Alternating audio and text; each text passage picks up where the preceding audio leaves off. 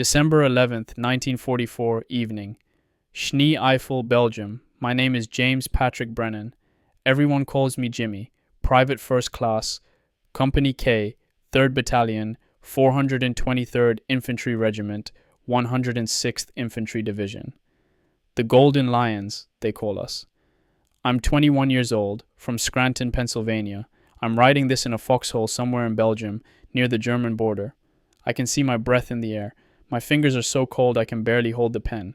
We just got here today after the longest truck ride of my life. Started in France, drove for what felt like forever. Bumpy roads, freezing wind, guys falling asleep standing up. My whole body aches. Everything hurts in a way that basic training never prepared me for. We're taking over positions from the 2nd Infantry Division. They've been here for weeks, maybe months. When we climbed into their foxholes, the guys leaving looked at us with these expressions I couldn't quite read.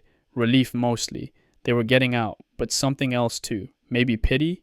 One sergeant from the 2nd, older guy with a gray stubble, pulled me aside as he was packing up. He said, "Kid, things have been quiet here. Too quiet. Keep your head down and your eyes open." Then he left before I could ask what he meant. This place is beautiful in a strange way. Dense pine forest, everything covered in snow.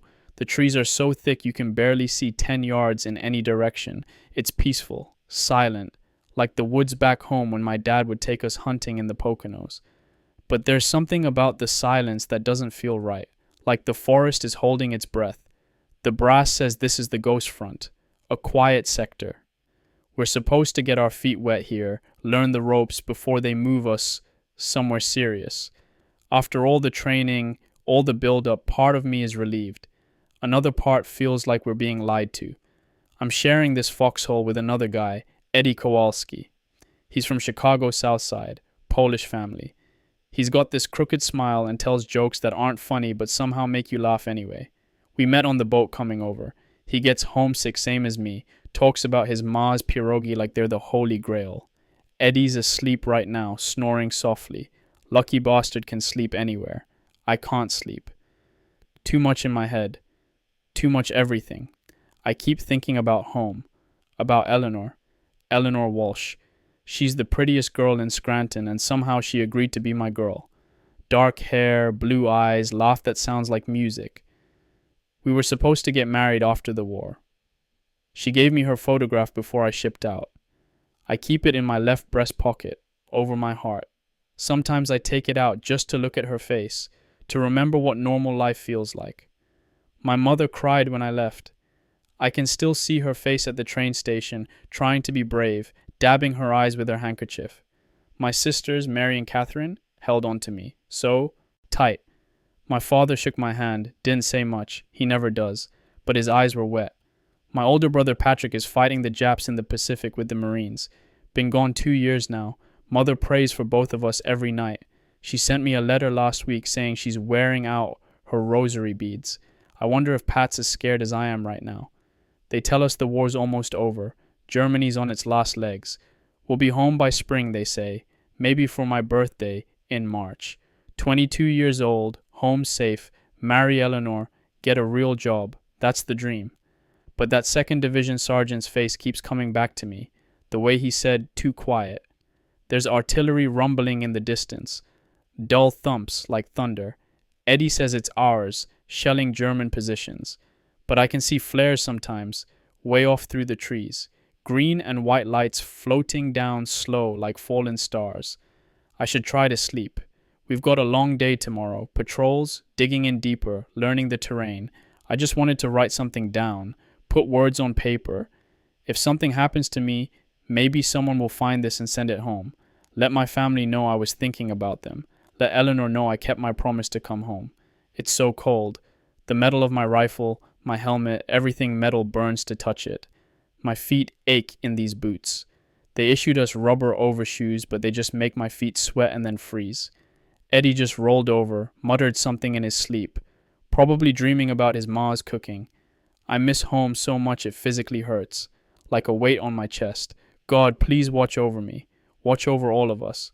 And please, if you're listening, let this really be the quiet sector they say it is. December 12th, 1944, night. Schnee Eifel. First full day in the line. I'm so tired I can barely see straight, but I need to write this down while it's fresh.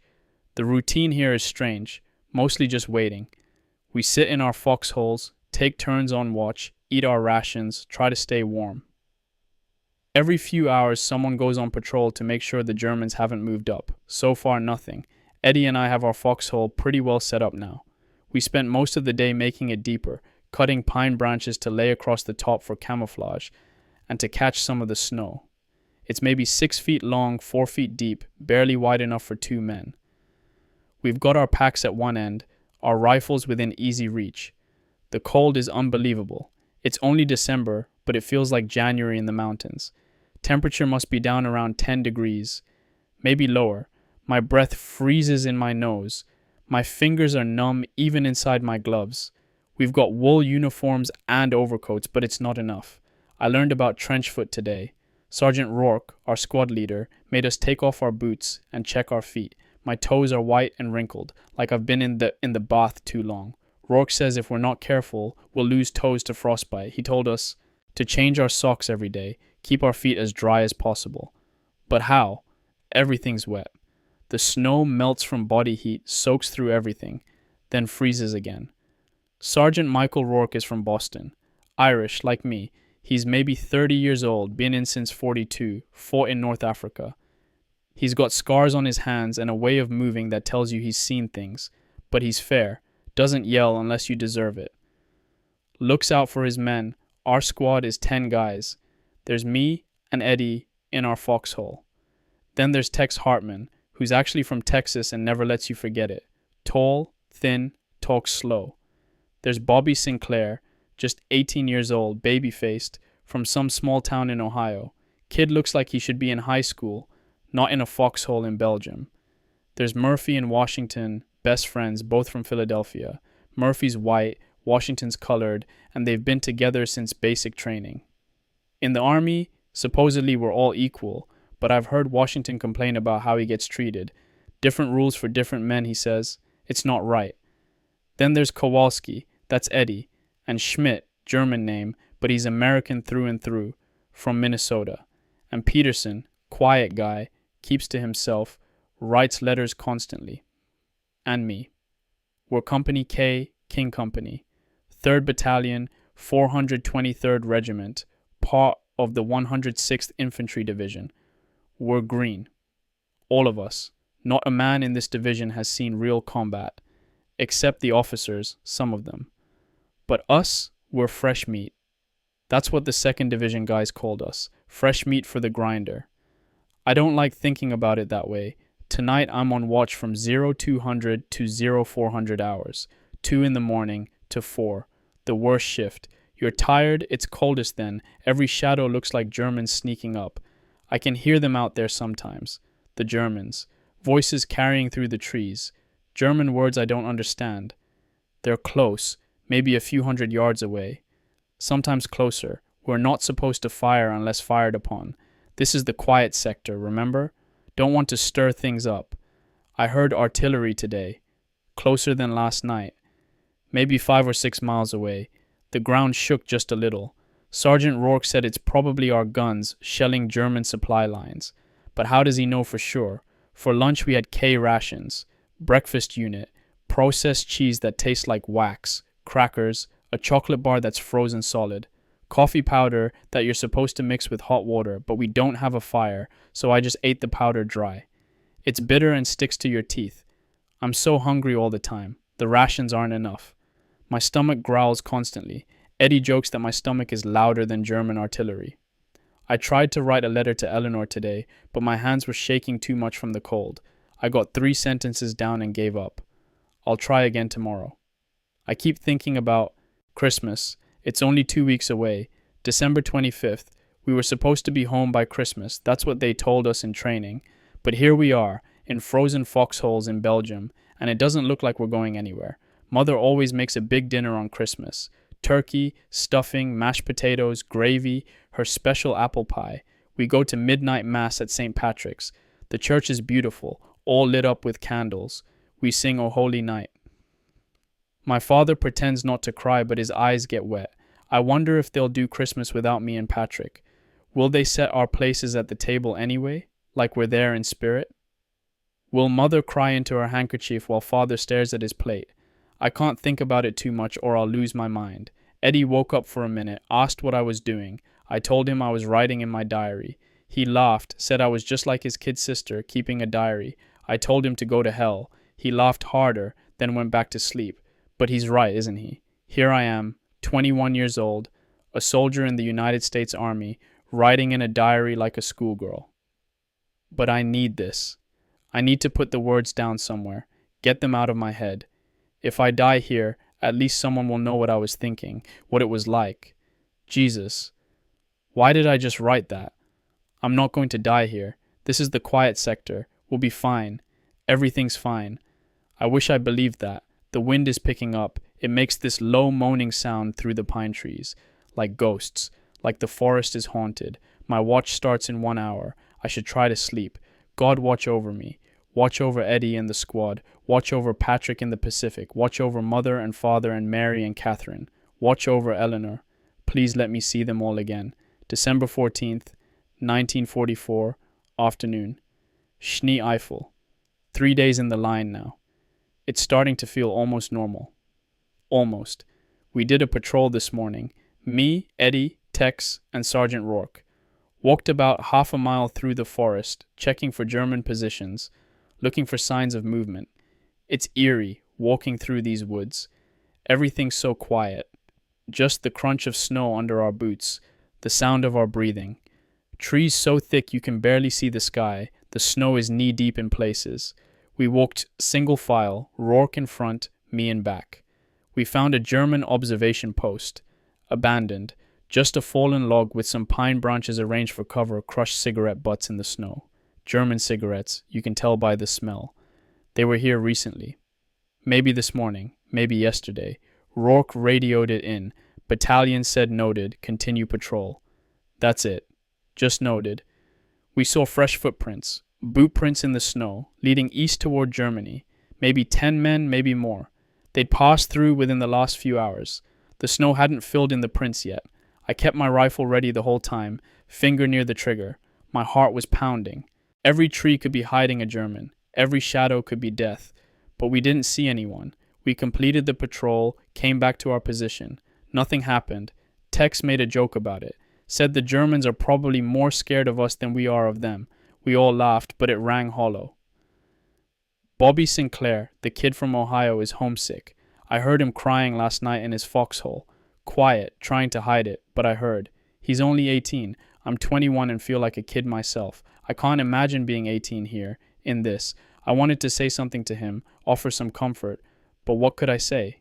It's okay, it'll be fine. We'll all go home? I don't know if any of that's true. The chaplain came by today. Captain Wells, Protestant minister, nice enough guy. He asked if any of us wanted to talk, if anyone needed spiritual guidance. Most guys said no thanks. But he left us each a pocket New Testament, small enough to fit in your breast pocket. I took one even though I'm Catholic. Figured it can't hurt. God is God, right?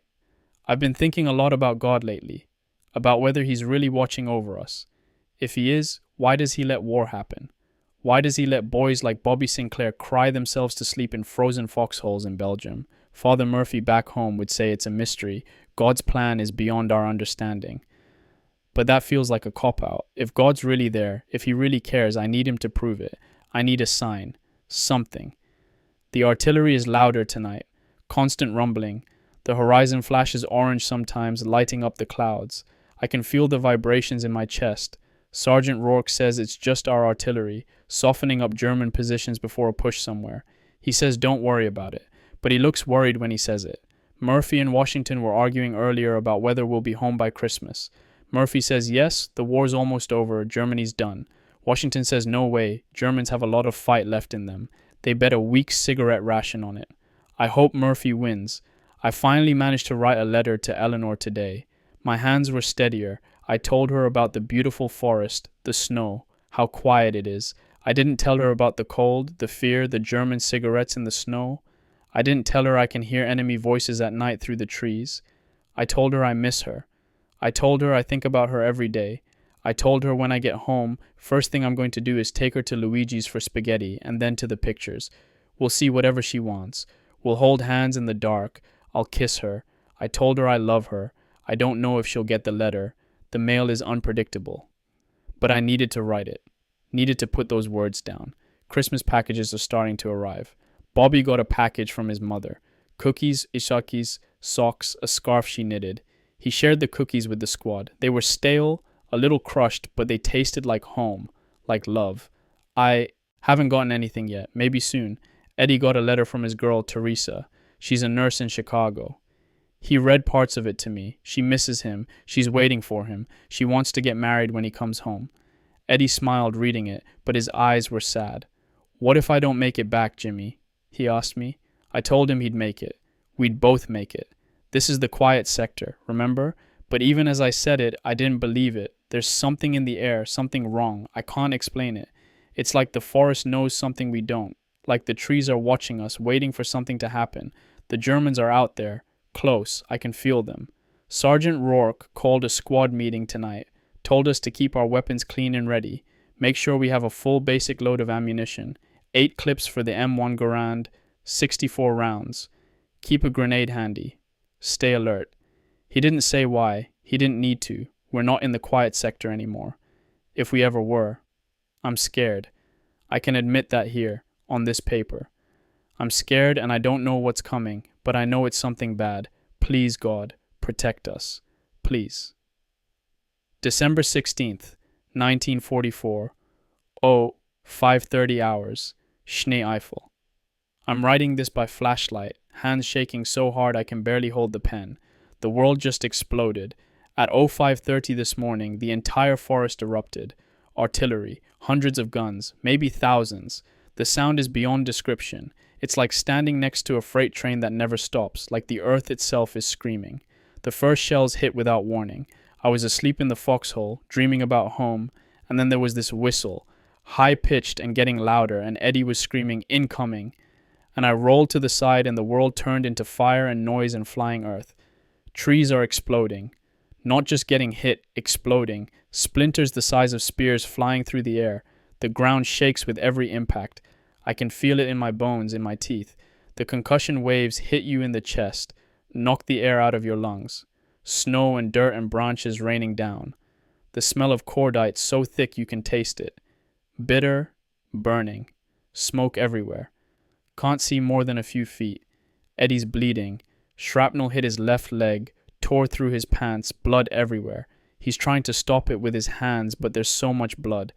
I tried to bandage it, but the shelling won't stop, and we can't move, and I don't know what I'm doing. Bobby Sinclair is gone. Direct hit on his foxhole.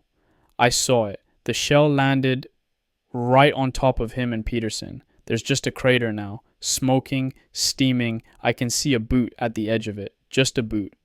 Bobby was 18 years old. The artillery's been going for 20 minutes now. Non-stop. The entire line is being hit. I can hear men screaming. I can hear someone calling for a medic over and over. I can hear Murphy praying the Our Father at the top of his lungs. Our Father, who art in heaven, hallowed be thy name. Thy kingdom come. Thy will be done on earth as it is in heaven. Give us this day our daily bread, and forgive us our trespasses. The phone line to battalion is cut. Sergeant Rourke tried the radio, but the batteries are dying in the cold and there's too much interference. We can't reach anyone. We're on our own. This is it. This is war. Real war. Not the quiet sector. Not training. This is what it's really like, and it's worse than anything I imagined. I'm so scared. I've never been this scared in my life. My whole body is shaking. My heart feels like it's going to explode. There's a taste in my mouth, like copper, like blood. Eddie's gripping my arm. His face is white. He's going into shock. I don't know what to do. The medic can't get to us. There's too much fire. Another shell just hit close, threw dirt all over us. My ears are ringing so loud I can barely hear anything else. Just a high-pitched whine and the muffled sound of explosions. This can't be happening. This can't be real. Oh God, oh God, oh God, please make it stop, please. The trees are on fire now. I can see flames through the smoke, orange and yellow climbing up the trunks. The pine needles catch quick, burn bright. It's beautiful in a horrible way. Sergeant Rourke just crawled past, heading to check the line. His face is covered in soot. He yelled something, but I couldn't hear over the noise. He pointed toward the east, toward Germany. They're coming. The Germans are coming. I have to go. Have to be ready. Eddie needs help, but I can't help him right now. I have to focus. Have to breathe. Have to be ready to fight. This is really happening. God help us all. December 16th, 1944, 1000 hours. Schnee Eifel. The artillery finally stopped maybe an hour ago. The silence after was almost worse than the noise. Ears still ringing. Can't hear properly.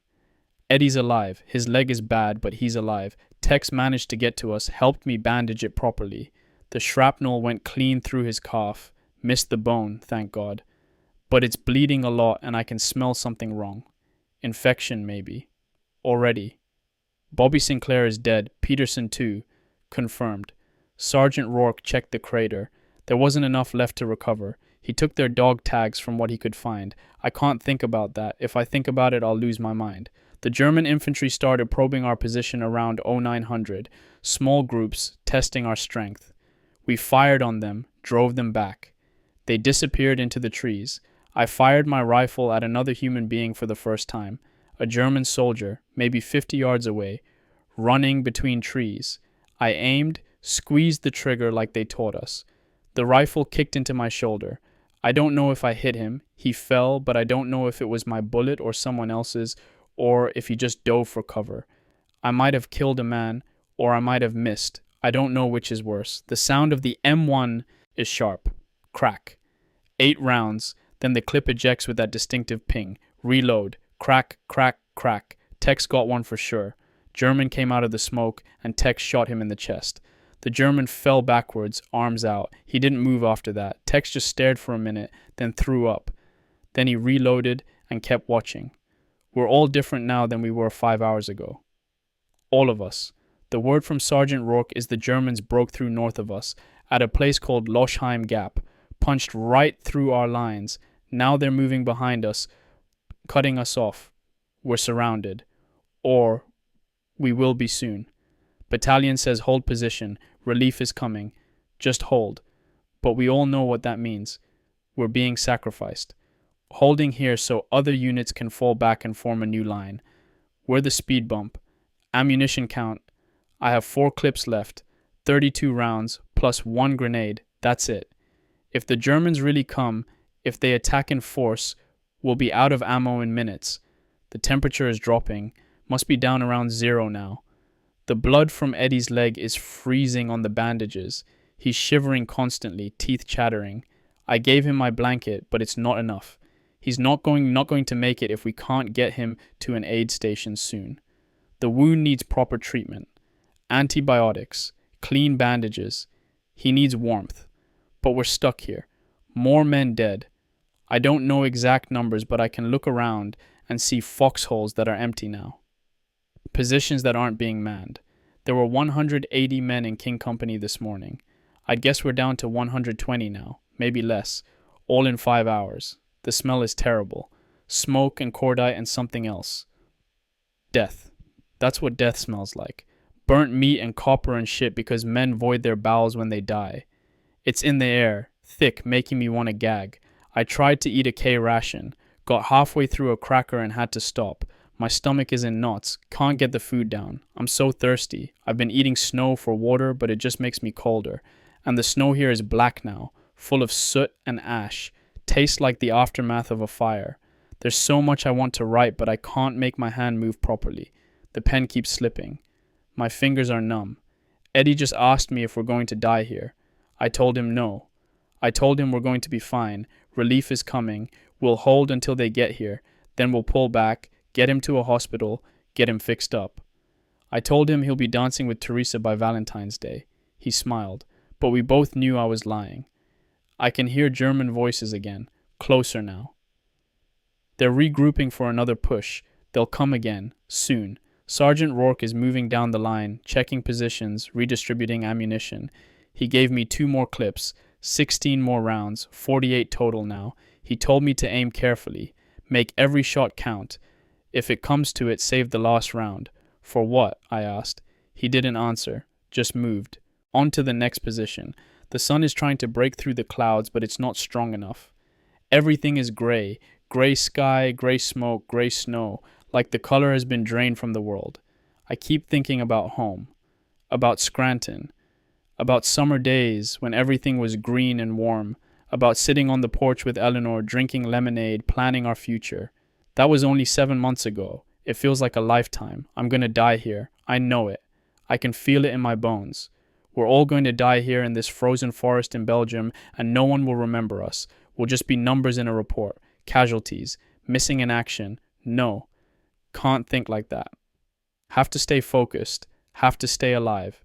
For Eleanor, for Mother, for Father and Mary and Catherine, for Patrick fighting somewhere in the Pacific.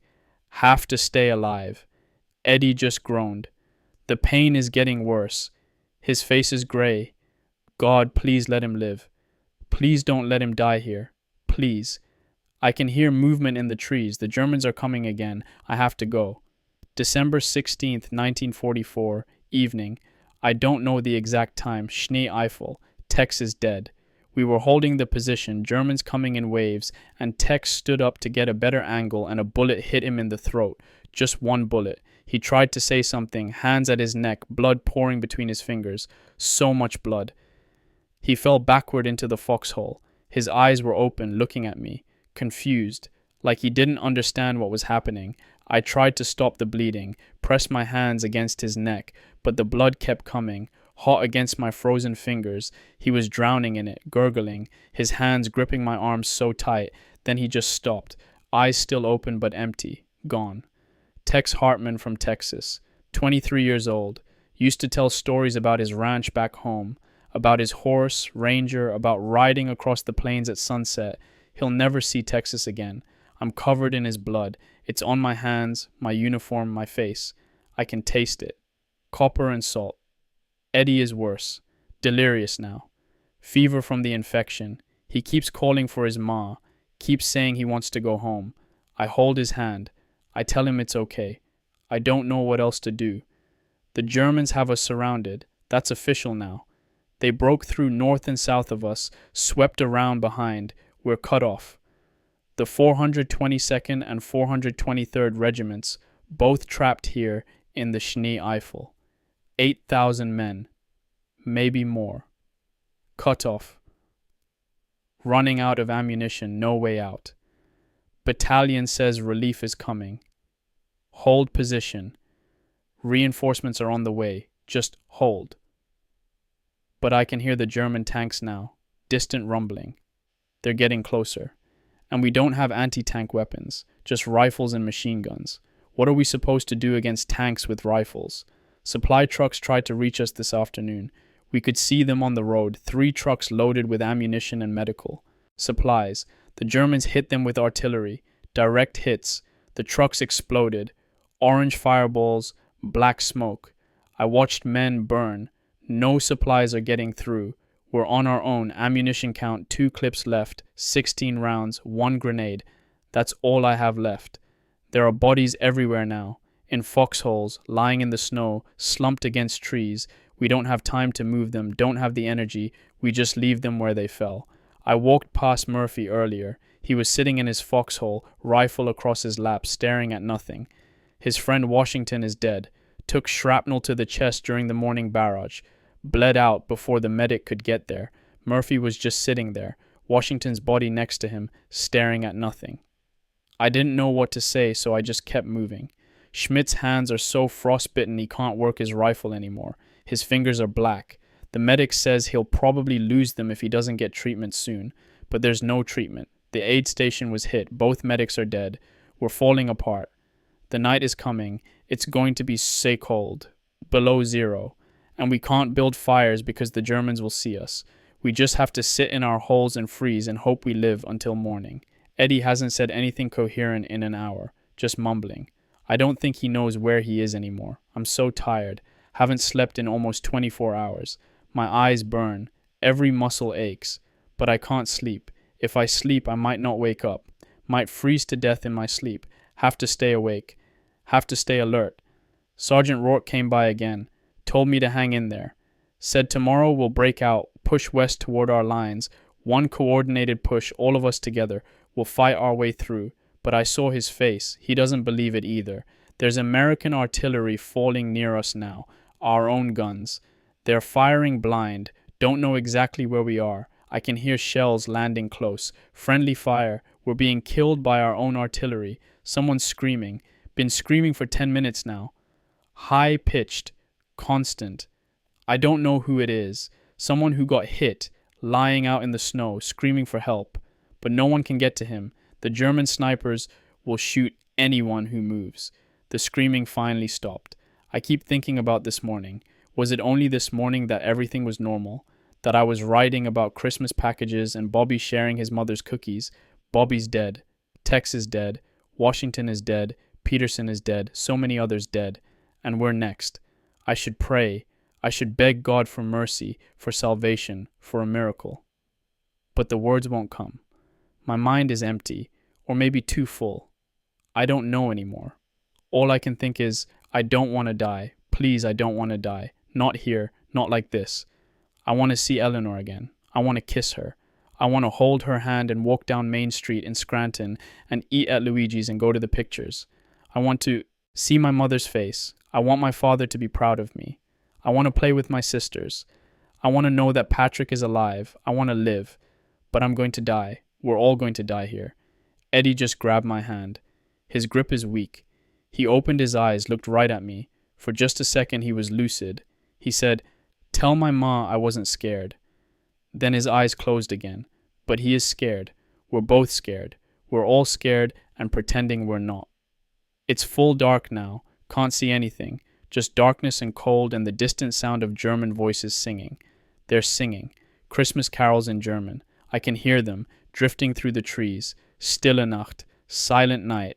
They're singing Silent Night while we die in frozen foxholes in Belgium. If there is a God, he has a sick sense of humor. I don't think I'll make it through the night. I think this is the last entry I'll write. If someone finds this, please send it to my family. Mrs. Mary Brennan, 15 Oak Street, Scranton, Pennsylvania. Tell them I was thinking about them at the end. Tell them I love them. Tell Eleanor I'm sorry. Tell her to find someone else. Someone who made it home. Tell her to be happy. Tell my mother I tried to be brave. The Germans are coming. I can hear them moving through the trees, getting closer. This is it. God forgive me for my sins. God watch over my family. God have mercy on us all. December 17th, 1944, dawn, Schnee Eifel. I'm alive? I didn't think I would be, but I am. We made it through the night, but Eddie didn't.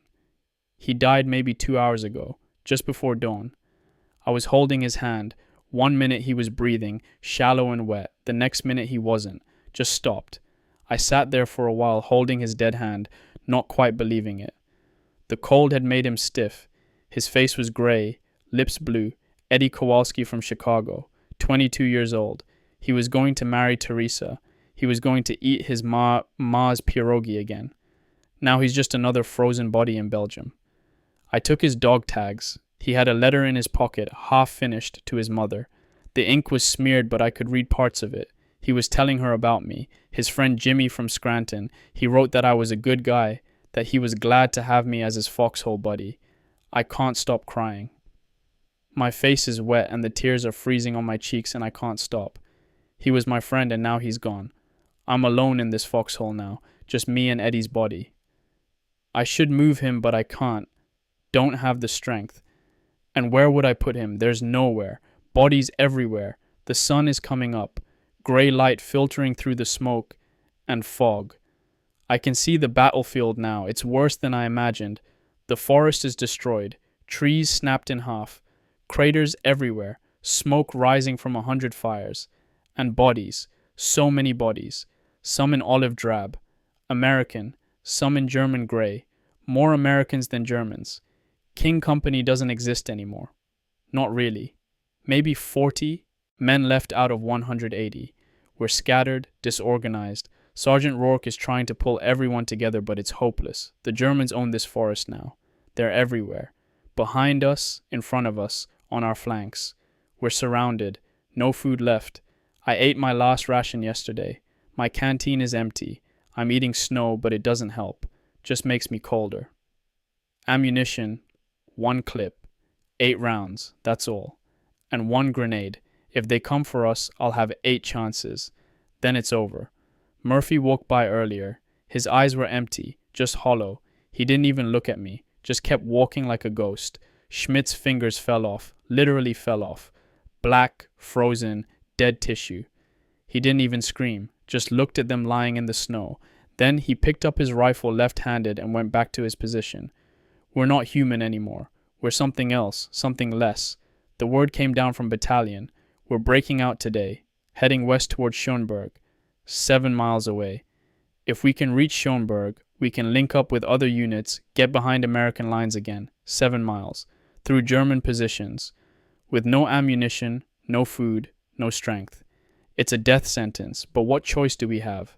Stay here and freeze? Stay here and wait for the Germans to overrun us? At least this way we're moving. At least we're trying. We form up at 1100 hours, 3 hours from now. I have 3 hours left. Maybe. I'm thinking about all the things I'll never do. Never marry Eleanor, never have kids, never see my sisters grow up, never know if Patrick makes it home, never eat my mother's cooking again, never sit on the porch and watch the sunset, never go to Mass at St. Patrick's, never argue with my father about baseball. 21 years old, and this is it. This is all I get. It's not fair. None of this is fair.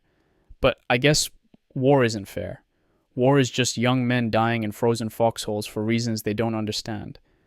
I'm looking at Eddie's body. His face is peaceful now, like he's just sleeping. Maybe death isn't so bad. Maybe it's restful. No more fear, no more cold, no more pain. Maybe dying is the easy part. But I'm not ready. I want to live. Even if it's hopeless, even if we're all going to die in the next few hours, I still want to live. I'm going to fight. When they come for us, when the Germans finally attack, I'm going to fight with everything I have. 8 bullets and 1 grenade. I'll make them count. And if I go down, at least I'll go down fighting. At least I won't go quietly. Sergeant Rourke just called out. Time to start preparing. Destroy anything we can't carry. Burn the code books. Get ready to move. I'm taking Eddie's dog tags with me. I'm taking his letter to his mother. If I make it, I'll send it to her. Let her know he was thinking about her. Let her know he wasn't alone when he died. I'm also taking his rosary. He kept it in his pocket, even though he hadn't been to Mass since basic training. I'll keep it. Safe. Maybe it'll bring me luck. Maybe it'll bring us all luck. 3 hours until we move out. 3 hours until we try to fight our way through the German lines. 3 hours until most of us die. I should be scared. And I am. I'm terrified, but I'm also numb. Like my emotions have frozen along with my feet. Is this what war does? Freezes you from the inside out until you're just a hollow shell doing what you're told because you don't know what else to do? I miss home so much it's like a physical ache in my chest. But home feels so far away now. Like it's in another world. Another life. Maybe it was. Maybe that Jimmy Brennan who worked at Woolworth's and courted Eleanor Walsh is dead. Maybe he died in the artillery barrage yesterday morning. And this person riding in a foxhole next to his dead friend, this person covered in blood and filth, this person who's killed other human beings, maybe he's someone else entirely. I don't know who I am anymore. The only thing I know for sure is that I want to survive. That's it. That's all that matters now. Survival. Everything else, duty, honor, country, all the things they told us in training, it's all gone. Stripped away. Just survival. I'll do whatever it takes to live through this day. Whatever it takes. God forgive me. December 17th, 1944, late afternoon. I think. Still in the forest. We're marching. The entire regiment, or what's left of it. Thousands of men strung out in a column, walking west through German-held territory. This is insane. We left our positions at 1100 like planned. Sergeant Rourke organized our company, what's left of it. Maybe 30 men now. We fell in with the rest of the battalion, then the regiment. It's chaos. Nobody really knows where we're going. Following the man in front of you, hoping someone up ahead knows the plan. The column stretches for miles. I can see men ahead of me disappearing into the trees, men behind me emerging from the smoke. We're like ghosts, shuffling through the snow, no energy, no hope, just putting one foot in front of the other. We're all carrying wounded. I'm helping Schmidt. His hands are gone, but he can still walk. Murphy's carrying someone I don't recognize. Everyone who can move is helping someone who can't. The cold is unbearable. Must be 5 below zero. Maybe colder. I can't feel my feet anymore. Just wooden stumps at the end of my legs. Walking on stumps. One step. Another step. We're burning everything. Before we left our positions, we set fire to all the papers, all the documents, destroyed the radios, left the heavy weapons, just taking rifles and whatever ammunition we have left. I have 6 rounds left now. Used 2 during a firefight before we pulled out. German machine gun opened up on us while we were withdrawing. I fired back. Don't know if I hit anything. 6 rounds, that's all. The Germans are watching us. I can feel them.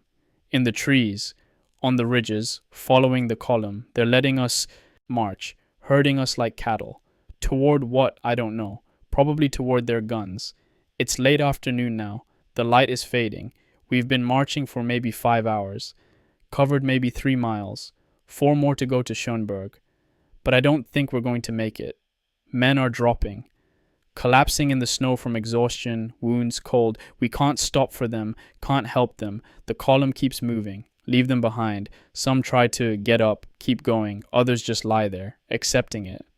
I saw a major collapse. Full uniform, pistol on his belt, map case over his shoulder. He just sat down in the snow and started crying. Someone tried to help him up, but he wouldn't move, just sat there crying. We kept marching. Nobody talks. Too tired, too cold. Just the sound of boots in snow. Thousands of boots, crunch, crunch, crunch, and the sound of men breathing. Labored, wheezing. We're all sick, colds, flu, pneumonia, coughing constantly. The cold air burns my lungs. Every breath hurts. I keep thinking about Eddie, about how he's still back there in that foxhole, frozen solid by now. Will anyone find him? Will they recover his body, or will he just stay there forever, another skeleton in the Belgian forest? I should have buried him, should have at least covered him with his blanket, but I didn't. I just left him. I'm sorry, Eddie. I'm so sorry. The sun is setting, the temperature is dropping further. Tonight is going to be deadly. If we have to stop, if we have to spend the night out here with no shelter, half of us will be dead by morning. We have to keep moving, have to reach Schönberg before full dark. But it's still 3 miles away. And we're moving so slowly. Sergeant Rourke is up ahead somewhere. I can't see him. The column is too long, too spread out. Everyone's on their own now. There's supposed to be an order, supposed to be units, squads, organization. But it's fallen apart. Now it's just individuals. Each man fighting his own private battle with the cold and the exhaustion and the despair. I saw Murphy again. He's lost his helmet, lost his pack, just carrying his rifle and stumbling forward like a zombie. I called his name, but he didn't respond. Just kept walking.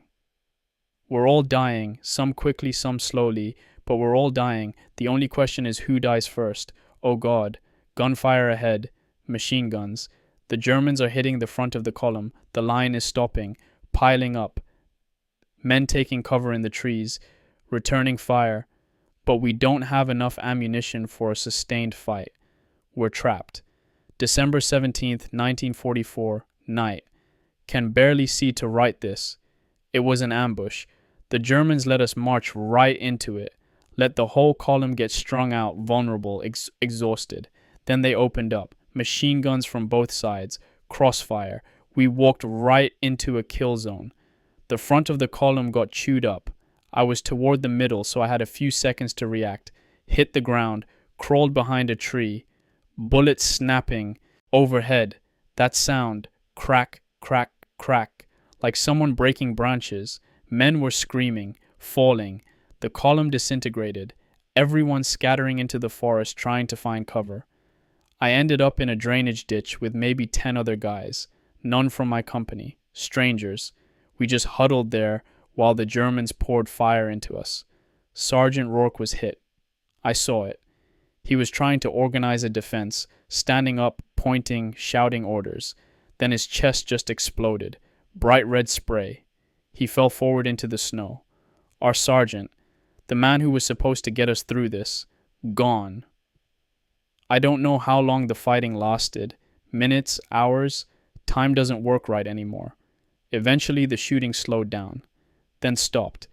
The Germans started yelling at us in English. Americans, surrender, throw down your weapons, come out with your hands up. Some men did, stood up, hands raised, walked towards the German lines. Others kept fighting. Sporadic shots, defiant to the end. I didn't know what to do. Surrender meant prison camp. Staying meant dying. I stayed in the ditch, frozen, paralyzed. The most scared I've ever been in my entire life. Heart hammering so hard I thought it would explode. Couldn't breathe, couldn't think. Hours passed, full darkness. The temperature plummeted. I could hear wounded men crying for help. Could hear German soldiers moving through the forest, checking bodies, rounding up prisoners. I stayed hidden, covered myself with snow, played dead, prayed they wouldn't find me. They almost did. A German soldier walked right past the ditch, so close I could have reached out and touched his boot. I held my breath, didn't move, didn't blink. He kept walking. When he was gone, I started shaking, violent tremors I couldn't control, shock probably, or just terror. The men in the ditch with me were doing the same, shaking, breathing hard, trying not to make noise. One of them was wounded, gut shot. He kept groaning softly. We tried to keep him quiet, but he couldn't help it. Finally, he passed out, might be dead now. I don't know. It's been dark for hours. I don't know what time it is. Late, past midnight probably. The forest is quiet now, just the wind in the trees, and occasional voices, German soldiers talking, laughing. They're celebrating. They've won. We lost. I have 4 rounds left in my rifle. 4 chances. But 4 chances against hundreds of Germans? Against their tanks and machine guns and artillery? It's over. We lost. The battle is over. Tomorrow morning they'll find us. There's nowhere to hide, nowhere to run. We're miles behind their lines, surrounded, cut off. Tomorrow morning I'll either be dead or a prisoner. Is it better to die or surrender? Which would my father want? Which would honor demand? I don't know. I don't know anything anymore. All I know is I'm 21 years old, and I'm going to die or be captured in a frozen drainage ditch in Belgium, and I'll never see home again. Never see Eleanor, never see my family, never have a life. This is it. This is how it ends.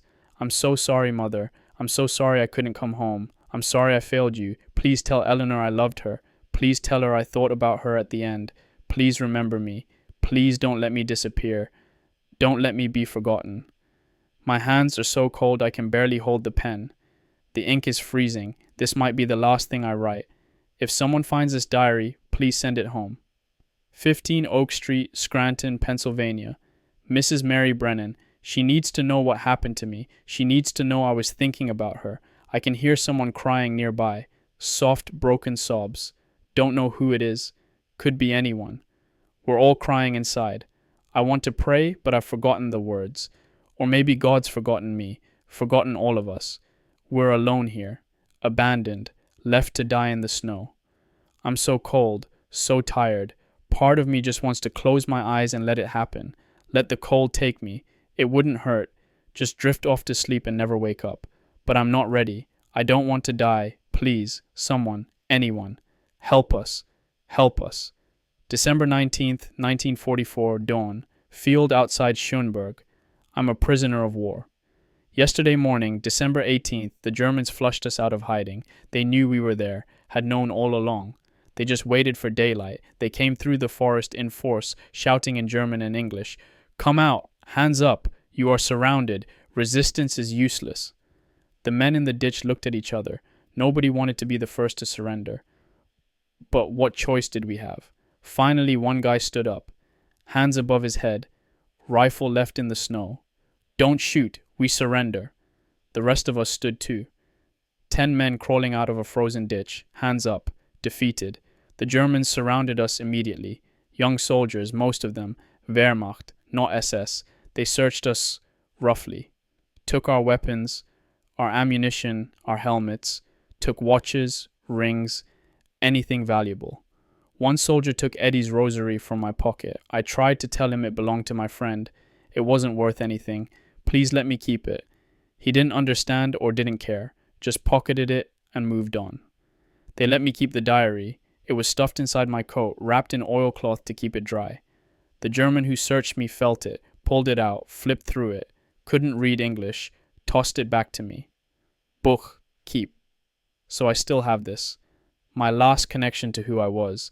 They marched us to a road where hundreds of other Americans were being collected, then thousands, the entire 422nd and 423rd Regiments, what was left of them, 8,000 men or more, all surrendering, the largest American surrender in the European War. We stood in a field outside Schönberg for hours. No food, no water.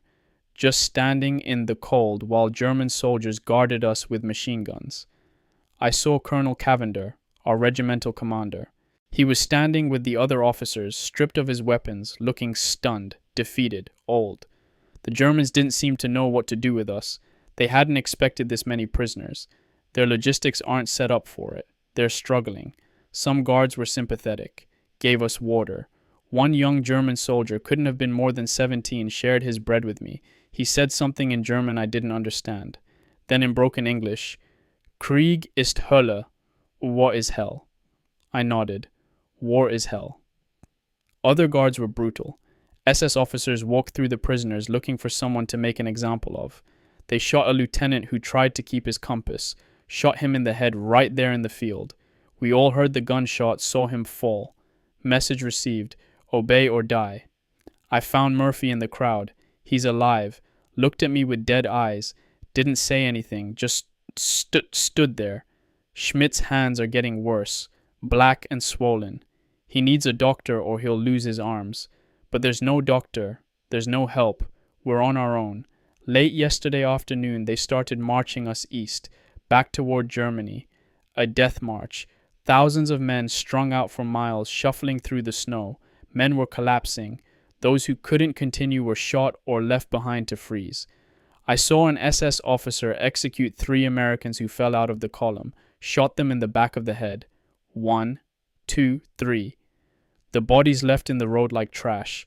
The Wehrmacht soldiers looked ashamed, but they didn't stop it, just kept marching us east. I stayed in the middle of the column, kept my head down, helped Schmidt walk, focused on putting one foot in front of the other. Don't think, don't feel, just move. We marched for 12 hours, covered maybe 15 miles. My feet are destroyed, blisters on top of blisters, frostbite. Every step agony. But I kept walking because the alternative was dying in the road. We spent last night in a barn, 200 men crammed into a space meant for 50, no room to lie down. We just stood there packed together, trying to share body heat. The smell was unbearable.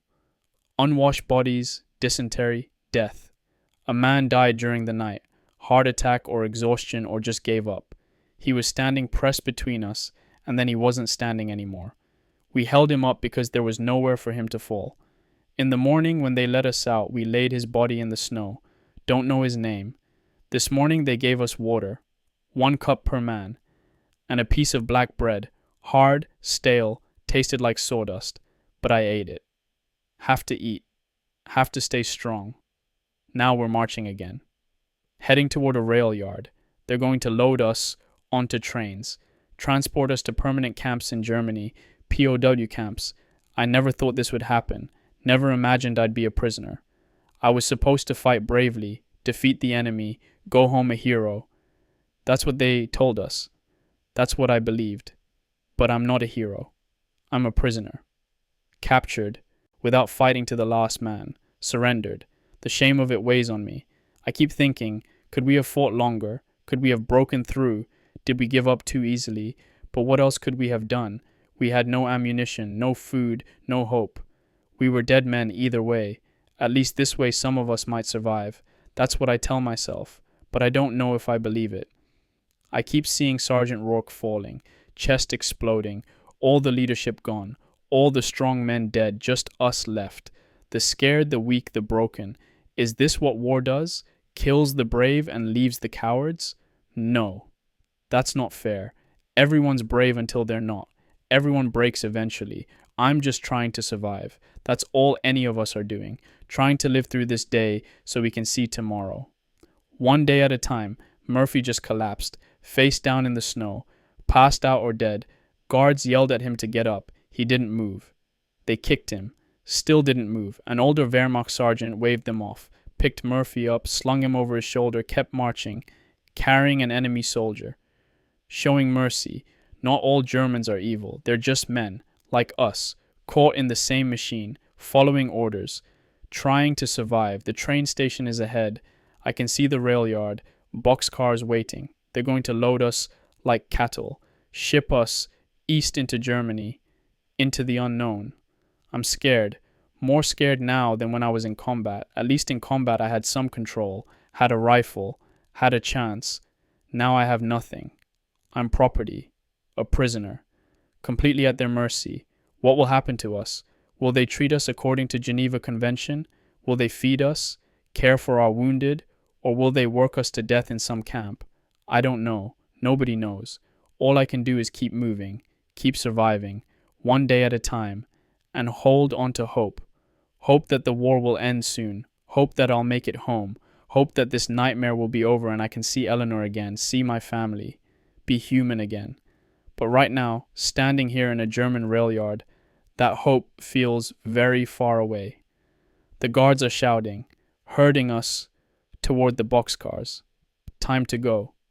God protect me. God give me strength. God let me survive this. Please, December 22nd, 1944, somewhere in Germany, boxcar. 3 days in this boxcar, 3 days in hell. They loaded 60 of us into a car meant for 40.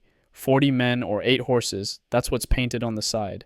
We're packed so tight we can barely sit, can't lie down, can't move. Just bodies pressed against bodies in complete darkness. One bucket in the corner for a latrine. It overflowed on the first day. Now we're just standing in our own filth. The smell is indescribable. Waste and vomit and rotting feet and fear. It gets in your throat, makes you gag. But there's nowhere to escape it.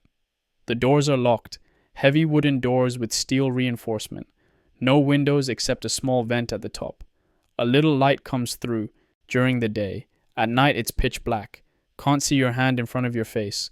The cold is unbelievable. Colder inside the boxcar than outside somehow. The steel walls conduct the cold. Everything metal is covered in frost. Our breath fogs. Water freezes instantly. Men are dying. 2 have died already in our car. Heart attacks or cold or just gave up. We can't move the bodies. Nowhere to put them. They're just here with us. Frozen corpses standing propped up by living men. The train stops and starts unpredictably. Sometimes we sit for hours in rail yards. Sometimes we move. No one tells us anything. We don't know where we're going or how long it will take. When the train stops, German soldiers sometimes open the doors, let in fresh air, give us water. Not enough, never enough. 1 cup for 3 men, we share it carefully. Every drop precious, no food. They gave us bread on the first day, nothing since. My stomach is eating itself, constant gnawing hunger. I'm so weak, dizzy, can barely think straight. A lieutenant in the corner organized us. Assigned positions near the vent on rotation. Everyone gets time near fresh air. It's fair. It's civilized. It's the only thing keeping us human. His name is Carson, from Virginia. He was at VMI before the war. He's got shrapnel in his shoulder, but he's staying strong, taking charge, making sure we don't turn into animals. He says when we get to the camp, there will be food, medical care, heat, barracks. The Germans have to follow Geneva Convention. We're protected. I want to believe him, but I don't. Murphy is in this boxcar with me. Found him when we were being loaded. He's worse. Hasn't spoken in days. Just stares. His mind is gone. Shell shock, maybe? Or just broken. Schmidt is in another car. Don't know if he's alive. His hands were so bad. Without proper treatment, he'll die of infection. All around me, men are talking. Soft conversations in the darkness. About home. About family. About what they'll do when they get out. One guy, Tommy from Boston, talks constantly about his girl, Margaret. He describes her in detail. Her hair, her eyes, her laugh, plans their wedding, names their future children. It's like a prayer he repeats over and over, a mantra to keep himself sane. Another guy, Davis, talks about food, describes every meal he's ever eaten. his mother's pot roast, Sunday dinners, Thanksgiving turkey, apple pie, ice cream. He goes into excruciating detail. It's torture, but we all listen, imagining we're there, imagining we can taste it. I tried to join in, tried to talk about Eleanor, but my voice broke. Couldn't get the words out. It hurts too much to think about her, to imagine her face, to remember what it felt like to be happy. So I just listen. Let the others talk. Someone started singing yesterday, God Bless America. Quiet at first, then others joined in. 60 men singing in a dark boxcar. God Bless America, land that I love. Stand beside her and guide her through the night with a light from above. The German guards heard us. One opened the door, told us to be quiet. But he wasn't angry. He looked so, almost respectful. We stopped singing. But it helped. For a moment we remembered who we were. Americans, soldiers, men. Not just prisoners, not just animals in a cage. The train is moving again. Constant clickety-clack of wheels on rails, swaying motion. Some men get motion sick, vomit in the corner. Adding to the smell. Adding to the misery.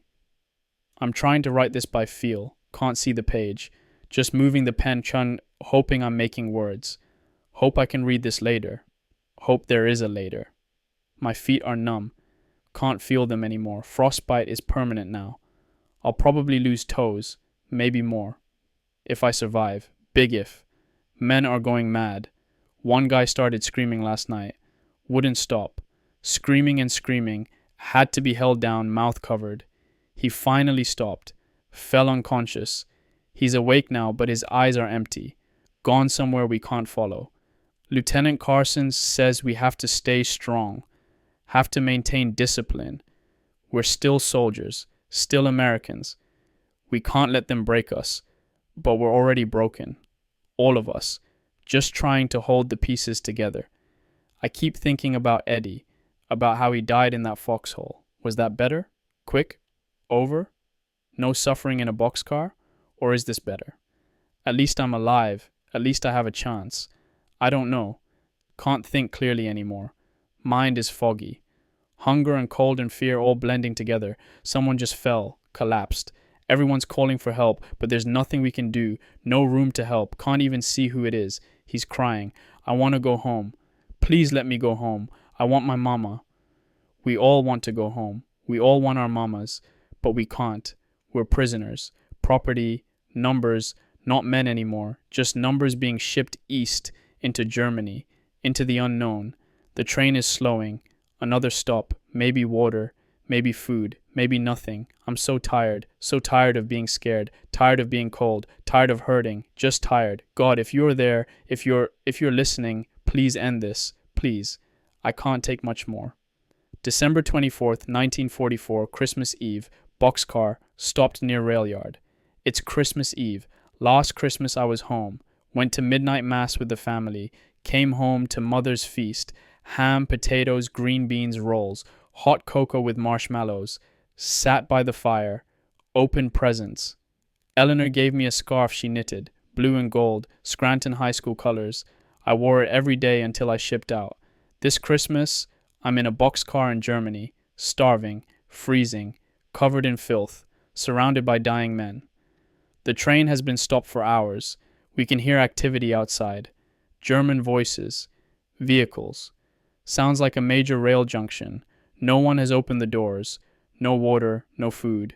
We're just sitting here in the dark waiting. Always waiting. The cold is killing us. 2 more men died last night. That's 4 total in car. Their bodies are frozen solid. We can't move them, so we just live with the dead. Murphy died this morning. I was next to him when it happened. He'd been quiet for days. Barely moving, barely breathing. Then his breathing just stopped. That was it. Gone. I didn't feel anything when it happened. Should have felt sad. He was a friend, a squad mate. But I felt nothing. Numb. Empty. Just another body. Another number. I took his dog tags. Added them to Eddie's. 2 sets of tags in my pocket now. 2 friends gone. How many more before this is over? Someone in the car started singing Silent Night around noon. The time felt right. Christmas Eve. Silent night. Holy night. All is calm. All is bright. Others joined in, soft voices in the darkness. Men who'd given up on God singing a hymn on Christmas Eve in a German boxcar. Round yon virgin mother and child, holy infant so tender and mild. I couldn't sing, my throat was too tight. But I listened, let the words wash over me. Then something strange happened. Outside the boxcar, German voices joined in. They were singing too, but in German, Stille Nacht, Heilige Nacht. The same song, the same melody, enemy and prisoner singing together. For a moment the war stopped.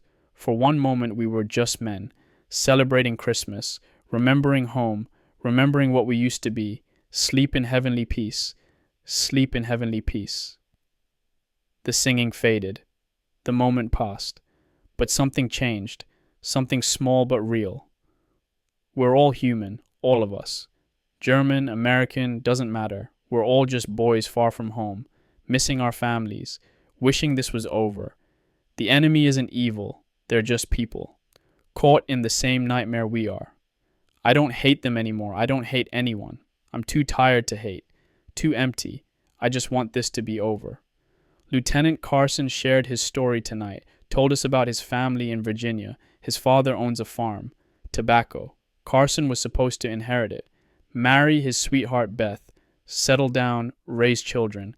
Now he doesn't know if he'll ever see Virginia again, if Beth will wait, if his father's still alive, if any of it matters.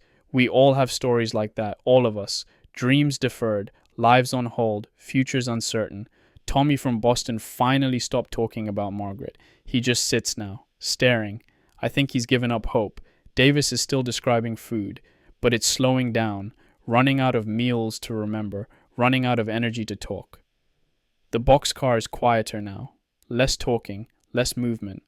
We're conserving energy, conserving life, hanging on by threads. I'm thinking about Eleanor, wondering what she's doing right now. Is she at midnight mass? Is she praying for me? Does she know I'm alive? Or does she think I'm dead? Did my family get a telegram? Missing in action, presumed killed. Are they having Christmas without me? Are they crying or trying to be brave? Mother always cries at Christmas, even happy years. Something about the season makes her emotional. This year she must be destroyed. I'm sorry, Mother. I'm so sorry I'm not there. I'm sorry I can't tell you I'm alive. I'm sorry for everything. I want to go home. I want it so badly. It's like a physical pain. Like someone squeezing my heart.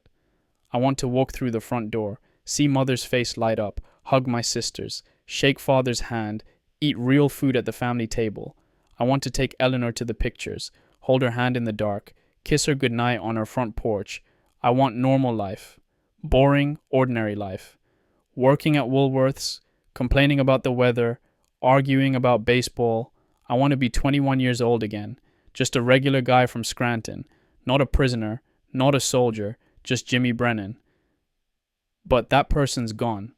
The war killed him in a foxhole in Belgium, or in this boxcar in Germany. I'm someone else now, someone harder, someone damaged. If I make it home, I won't be the same. Can't be. Too much has happened, too much seen, too much lost. Will Eleanor still want me? Will my family recognize me? Can I ever be normal again? I don't know. The door just opened. Guards are giving us water. 1 cup for 5 men, barely a sip each, but it's something. They also gave us each a small piece of bread. Christmas ration. It's stale and hard, but I'm chewing it slowly, making it last. One guard, an older Wehrmacht soldier, said Frohe Weihnachten as he handed out the bread. Merry Christmas. He looked at us with sad eyes, like he was sorry, like he wished things were different. I wanted to say Merry Christmas back, but I couldn't. The words wouldn't come. The doors are closed again, back to darkness, back to cold, back to waiting. But the bread helps, the water helps, the singing helped. Maybe I can make it one more day. Maybe we all can. Tomorrow is Christmas, December 25th. By tomorrow night, this day will be a memory. This Christmas in a German boxcar will be over, never to be repeated. Next Christmas, I'll be somewhere else. Maybe home, maybe still a prisoner, maybe dead, but not here. This moment will pass. Everything passes. That's the one thing I've learned. The good and the bad, it all passes. Nothing lasts forever. This war won't last forever. This boxcar won't last forever. This suffering won't last forever. Someday it will end. Someday I'll be free. Someday I'll be home. I have to believe that. Have to hold on to that hope. Because without hope, there's nothing, just death and darkness. So I'm choosing hope. On this Christmas Eve, in this frozen boxcar, surrounded by dead friends, I'm choosing hope. Merry Christmas, Eleanor. Merry Christmas, Mother and Father. Merry Christmas, Mary and Catherine. Merry Christmas, Patrick, wherever you are. I'm alive. I'm still fighting. I'm not giving up. Not today. Not ever. I'll make it home. I swear I will. I'll make it home. December 28th, 1944. Stalag 9B, near Bad Orb, Germany. We arrived at the camp yesterday, after 6 days in the boxcar. 6 days in hell.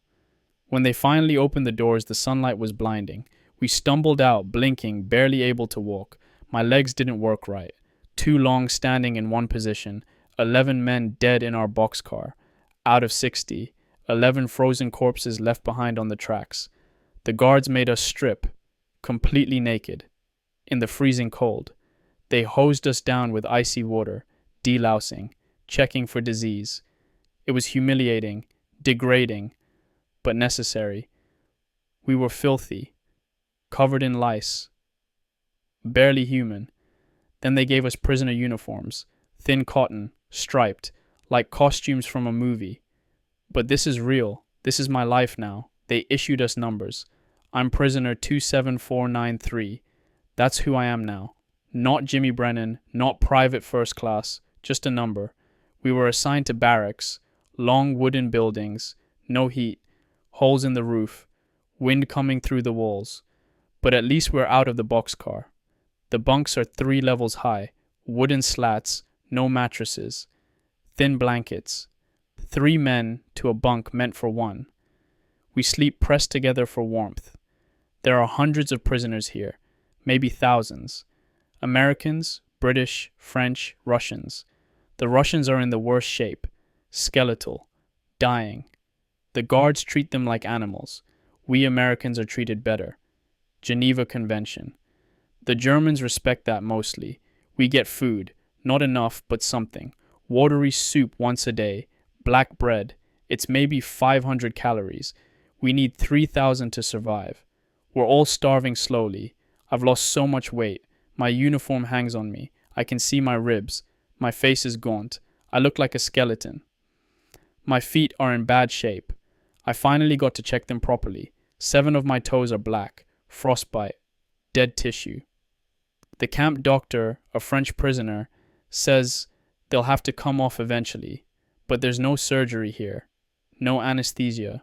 Just wait and let them fall off naturally. The pain is constant. Throbbing, burning pain. I can barely walk. But I have to. Have to stand for roll call twice a day. Have to go to the latrine. Have to move or die. Lieutenant Carson is here. In my barracks. He's still trying to maintain order, keep morale up. He organized us into groups. Made sure everyone has a bunk. Made sure the weak are cared for. I'm in a group with 5 other men from the 106th. We look out for each other. Share food, share warmth. That's how you survive. Stick together. I met a British soldier today. Been here since 1940. 4 years as a prisoner. 4 years. He says the trick is routine. Structure. Give each day purpose. Wake up. Roll call. Eat. Exercise. Sleep. Don't think beyond today. Don't count the days. Just survive this one day. Then the next. Then the next. He says the war will end eventually. Maybe this year. Maybe next. The Germans are losing. Everyone knows it. Just a matter of time. Time. That's all we have now. Time and hope. I'm trying to hold on to both. There are other prisoners here from the 106th. Hundreds of us. All survivors of the Schnee Eifel. We found each other, shared stories, pieced together what happened. The entire division was wrecked. Both the 422nd and 423rd regiments surrendered. Over 8,000 men captured. The largest American surrender in Europe. We were sacrificed. Left out there on the Schnee Eifel to hold the line while other units retreated. We bought time with our lives. Bought time for the defense of St. Vith. Bought time for the Allies to regroup. Was it worth it? Did our sacrifice matter? I don't know. History will decide that. We were just following orders, just trying to survive. But at least it meant something. At least we delayed the Germans. At least we didn't die for nothing. That's what I tell myself. That's how I make sense of it. Eddie died for something. Tex died for something. Bobby and Peterson and Washington and Sergeant Rourke. All of them died for something. We held the line. We did our duty. We were soldiers. And now we're prisoners. But we're alive. Some of us. The lucky ones. Or maybe the unlucky ones. Maybe the dead are the lucky ones. They don't have to endure this. No. Can't think like that. Survival is everything. Staying alive is winning. I found Schmidt today. He's in another barracks. His arms are gone. Amputated at the elbows. The gangrene spread too far. A German doctor cut them off with a saw and no anesthesia. Schmidt said he passed out from the pain. Woke up without arms. He's alive, but he's hollow. Empty. What kind of life can he have without arms? How will he work? Support himself? Who will care for him? He just sits on his bunk and stares. Doesn't talk. Doesn't eat unless forced. I tried to talk to him. Tried to offer encouragement. But what can I say? What words are there? I have no words. Just presence. So I sit with him sometimes. Silent company. It's all I can offer. The camp is surrounded by barbed wire, guard towers with machine guns, searchlights at night, dogs patrolling. There's no escape, nowhere to run. We're in the middle of Germany. Even if you got out, where would you go? So we wait. We endure. We survive. Today I saw the commandant, a German colonel. He walked through the camp, inspecting, clean uniform, well fed. He looked at us like we were insects, vermin, but he's following the rules. Geneva Convention. We get food, shelter, medical care. Not much, but legally sufficient. Some prisoners were taken for work details, cutting wood, digging ditches. The Germans need labor. Their men are fighting. They use us instead. I haven't been selected yet. My feet are too bad. I'm useless for work. For now. Tonight there's a lecture. A British major is teaching French, helping prisoners learn languages, keeping minds active, preventing despair. Lieutenant Carson is organizing a Christmas concert. Belated. Men will sing carols, tell stories, anything to maintain humanity, maintain hope. I should participate, should try to be part of the community, but I'm so tired, so empty. All I want to do is sleep, forget, escape into dreams where I'm home and this is all over. But sleep doesn't come easily. The bunks are hard, the cold is brutal. Men snore, cough, cry in their sleep. The night is full of sounds, suffering sounds. And when I do sleep, I dream about Belgium, about the forest, about Eddie dying, about Tex bleeding out, about Bobby's body in that crater. I wake up screaming sometimes. Others do too. We all have nightmares. The war doesn't end when the fighting stops. It lives in our heads, replays every night. The British soldier says it gets easier. The nightmares fade. Eventually, years from now, maybe, but right now, today, December 28th, 1944, they're sharp and real and terrible. I miss home so much. I miss normalcy. I miss being a person instead of a prisoner. But I'm alive. That's something. That has to be enough. 1 day at a time, 1 hour at a time, 1 minute at a time. Just survive. That's all, just survive.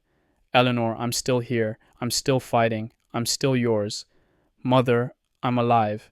I'm cold and hungry and broken, but I'm alive. Patrick, wherever you are, stay safe. Come home. We'll both come home. This will end. The war will end. I'll be free. I'll go home. I have to believe that. I have to. January 5th, 1945, Stalag 9B. 2 weeks as a prisoner. Feels like a lifetime. The routine is established now. Wake at 0600 to whistles. Roll call in the freezing dark. Stand in formation while guards count us. If the count's wrong, we stand longer, sometimes hours. Men collapse from cold. Guards don't care. After roll call, breakfast. 1 ladle of soup, thin, watery. Maybe a chunk of potato if you're lucky. Piece of black bread. That's it until evening. Then the day. Some men work, some sit, some walk circuits around the compound. Exercise to stay strong. I tried to walk, but my feet hurt so bad. 3 toes fell off yesterday, just came off in my sock. Black, dead things. The doctor says be grateful it's only 3. Could be worse. Everything could always be worse. Afternoon is more nothing. Sitting, talking, trying to stay warm. Some men play cards with makeshift decks. Some read books from the camp library, old, worn books in English and German. I tried reading once. Couldn't concentrate. Words wouldn't stay in my head. Evening roll call at 1700. Another count. More standing in the cold. Then dinner. More soup. More bread. Then lights out at 2100. That's the day. Every day. The same. Forever. The monotony is crushing. No variety. No surprise. Just gray days blending together. I'm losing track of time. Days melt into each other. Only the cold stays constant. Always cold. Food is the obsession. Everyone talks about food constantly. What they used to eat. What they'll eat when they get home. Recipes, restaurants, favorite meals. It's torture, but we can't stop. I told them about Luigi's in Scranton. Best spaghetti in Pennsylvania. The sauce. The meatballs. The garlic bread. I described it in detail. Everyone listened like I was describing heaven. Because I was. Someone said Allied armies are advancing. Germany's collapsing. The end is near. Maybe weeks, maybe months. But someone always says that. Hope is cheap currency here. We traffic in it constantly. Rumors and hope. That's all we have. The Russians are dying. Their section of camp is a death house. The Germans don't feed them properly, don't care if they live or die. Every morning there are bodies, frozen corpses stacked like cordwood, waiting for burial. We Americans watch from a distance, grateful we're not them, guilty that we're grateful. It's a horrible calculation, measuring suffering, ranking who has it worse. But at least it's not us, at least we're being fed, at least we might survive. That's what everyone thinks, but nobody says. Lieutenant Carson organized a debate last night. About philosophy, about ethics, about whether man is inherently good or evil. Anything to keep minds working, keep us human. I didn't participate, just listened. The arguments washed over me. Good. Evil. It all seems meaningless now. The only thing that matters is survival. That's the only morality that counts. Survive or don't. Everything else is window dressing. Is that cynical or realistic? I don't know anymore. I met another soldier from my regiment today, Private Lewis. He was in the 422nd, different battalion, but same battle. We compared stories, pieced together the timeline. December 16th through 19th, 4 days that destroyed the 106th Division, 4 days that killed thousands, broke thousands more. Lewis said his best friend was shot by SS while trying to surrender. Hands up, clearly surrendering. They shot him anyway. Executed him. Lewis's eyes were empty, telling the story. Like he was reporting weather. Flat. Dead inside. We're all dead inside. All of us. The Germans might have our bodies, but our souls died in Belgium. In those forests. In those foxholes. We're walking ghosts. Waiting for our bodies to catch up to what we already know. We died back there. We just haven't stopped moving yet. I'm being morbid. The British soldier, his name is Corporal Davies, says I need to fight the despair. Need to stay mentally strong.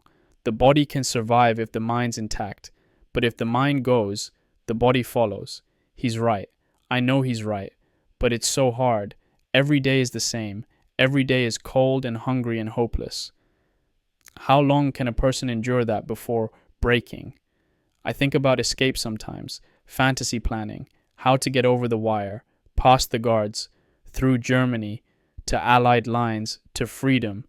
But it's impossible. We're weak, starving. We'd be caught immediately, shot trying to escape. Is that better than this? Quick death instead of slow starvation?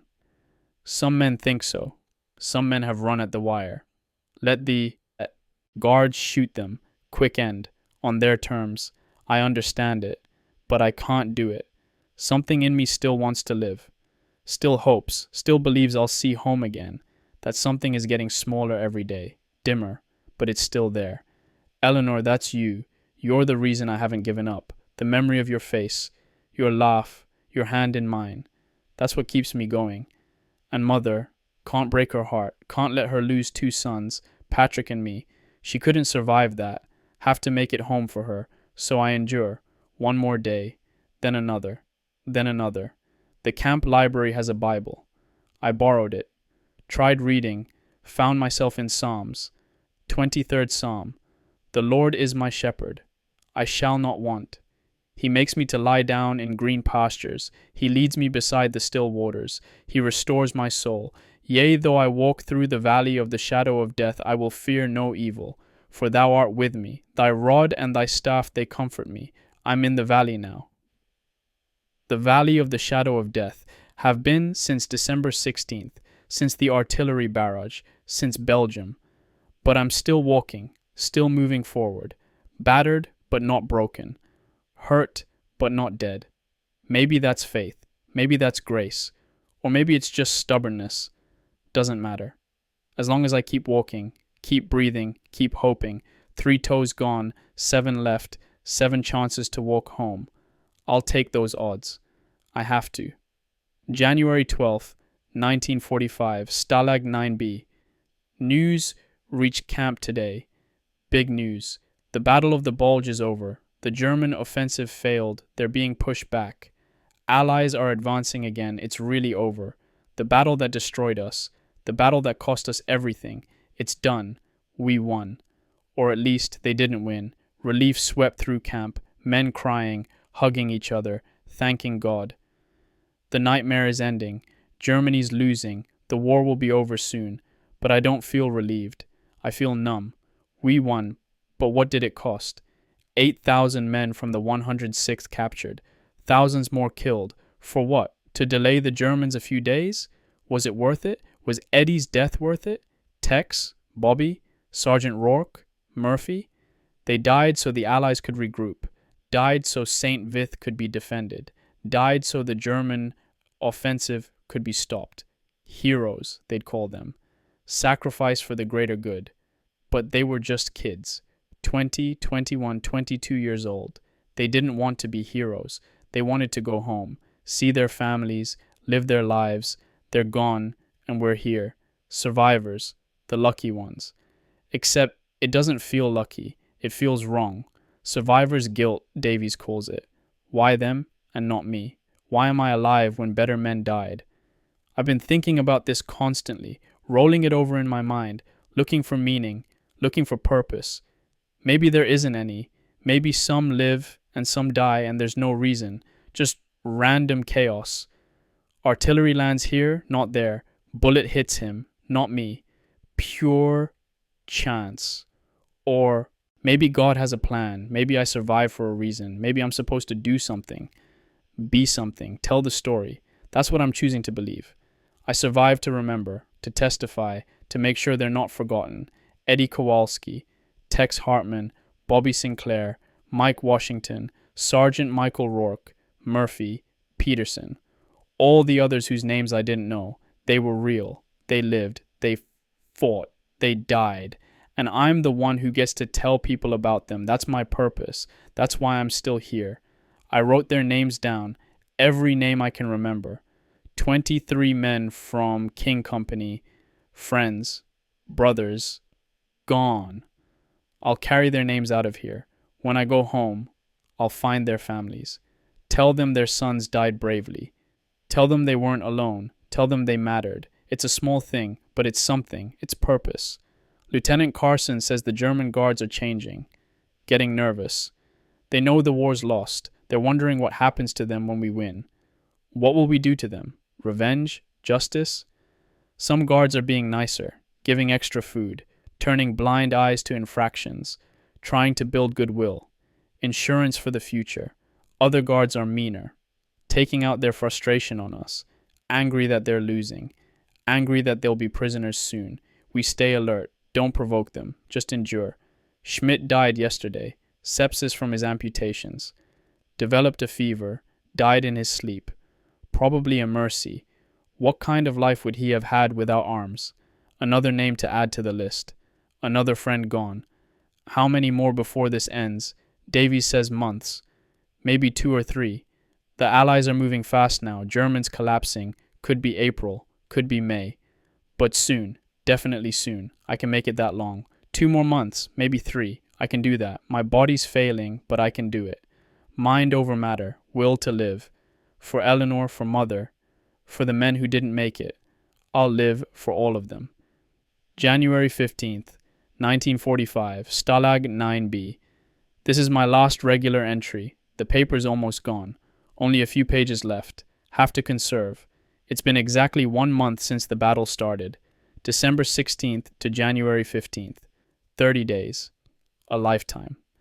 30 days ago, I was a green kid from Scranton. Nervous, but hopeful. Believing in the mission. Trusting my leaders. Thinking war was noble. Now I know better. Now I know war is just young men dying in frozen forests for reasons that don't matter to them. War is watching your friends bleed out. War is surrendering because there's no other choice.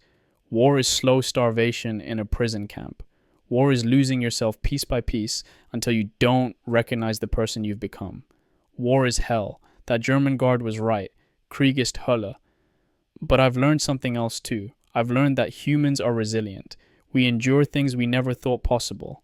We find strength we didn't know we had. I've learned that companionship matters. That small acts of kindness, sharing food, sharing warmth, sharing stories, that's what keeps us alive. Not just physically, spiritually.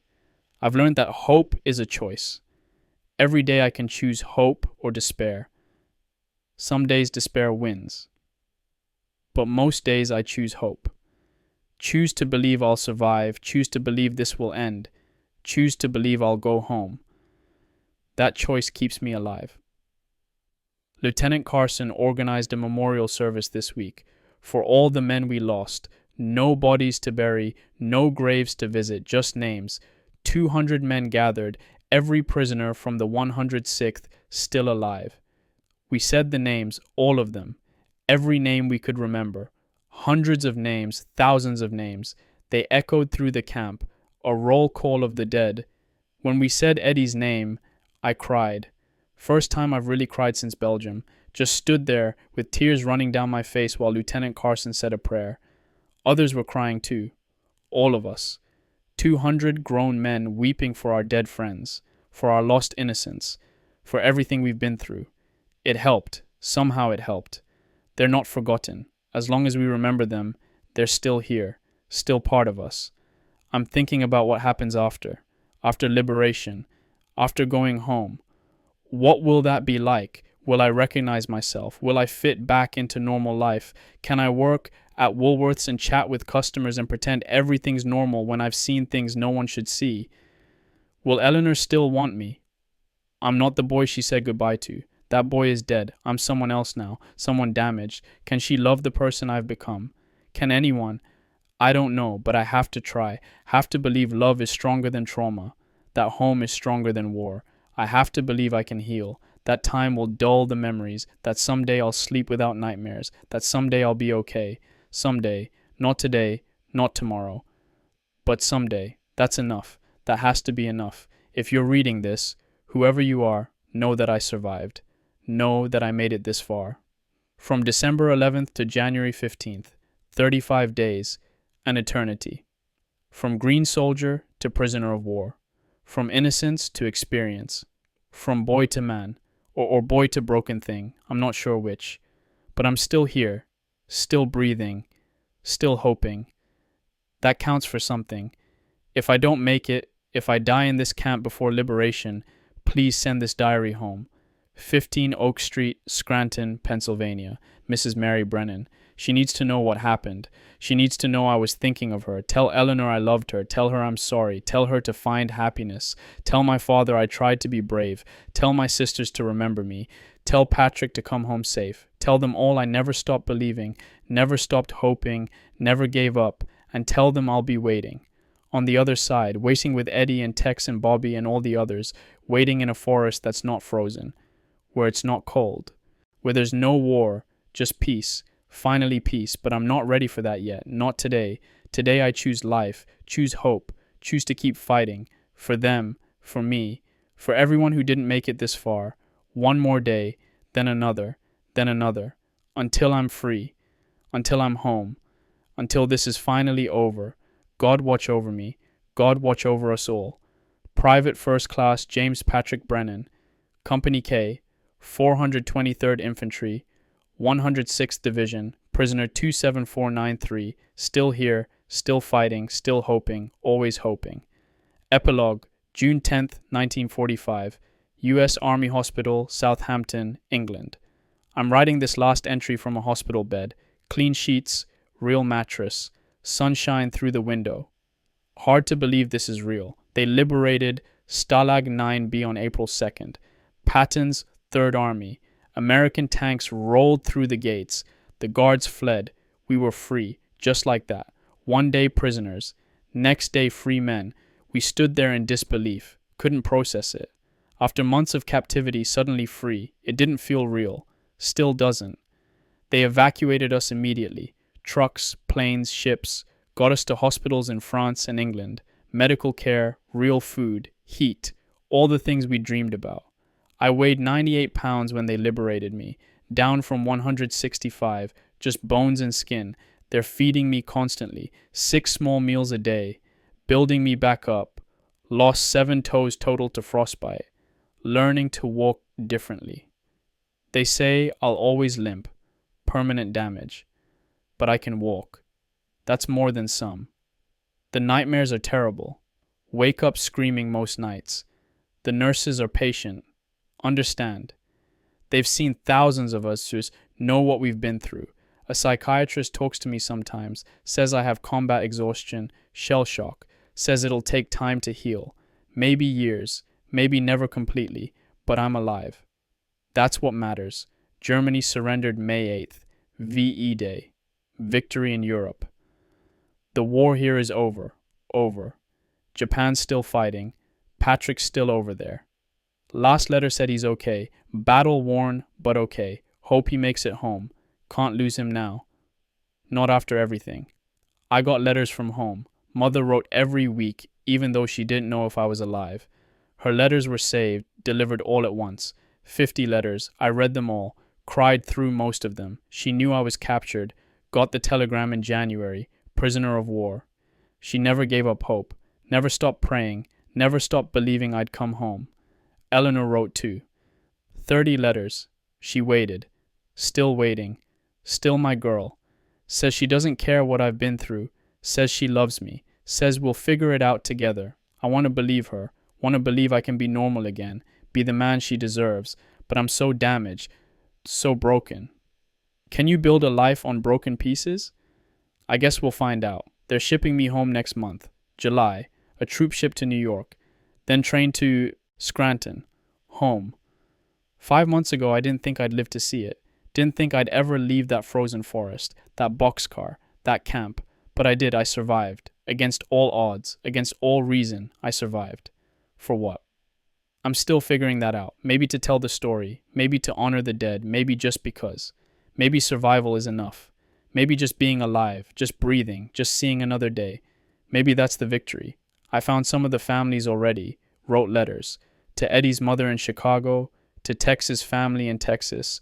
To Bobby's parents in Ohio. Told them their sons died bravely. Weren't alone.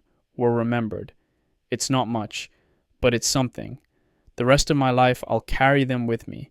Eddie and Tex and Bobby and Sergeant Rourke and Murphy and all the others. They're part of me now. Forever. I am who I am because of them. Because of what we went through together. Because they didn't make it and I did. Survivor's guilt doesn't go away. Davies was wrong about that. It just becomes background noise. Always there. Always humming. Why me? Why me? Why me? No answer. Just acceptance. They died. I lived. That's how it happened. No reason. No logic. Just brutal, random chance. And now I have to live for both of us. For all of us. Have to make my life count. Make their sacrifice mean something. That's the burden. That's the responsibility. But also the privilege. I get to live. I get to go home. I get to see my family. Marry Eleanor, have kids, grow old. They don't. They're forever young. Forever 21, 22, 23. Forever frozen in that Belgian forest. I'll grow old for them. I'll have the life they never got. I'll remember them when everyone else forgets. That's my job now. Remembering. Testifying. Making sure their names don't disappear. Private Eddie Kowalski, died December 17th, 1944, Schnee Eifel, Belgium, 22 years old. Private Tex Hartman, died December 16th, 1944, Schnee Eifel, Belgium, 23 years old. Private Bobby Sinclair, died December 16th, 1944, Schnee Eifel, Belgium, 18 years old. Sergeant Michael Rourke, died December 17th, 1944, Schnee Eifel, Belgium, 30 years old. Private Mike Washington, died December 16th, 1944, Schnee Eifel, Belgium, 21 years old, and dozens more, hundreds more, thousands more. They were the Golden Lions. They were the 106th Infantry Division. They were American soldiers who did their duty, who held the line when ordered, who sacrificed everything, and they deserve to be remembered. So I'll remember. Every day for the rest of my life, I'll remember. That's my promise. To them, to myself, to history. The war is over for me. The fighting is done. But the battle continues. The battle to stay human, to stay sane, to build a life from the ruins. I don't know if I'll win that battle. Don't know if I can. But I'm going to try. For Eleanor, for Mother, for Patrick, for all the men who didn't make it home. I'm going to try, one day at a time, 1 hour at a time, 1 minute at a time. Just like in the camp, just like in the forest, just like always, survive, endure, hope. That's all any of us can do. That's all I've ever done. And somehow it was enough. Private First Class James Patrick Brennan signing off, going home, finally going home.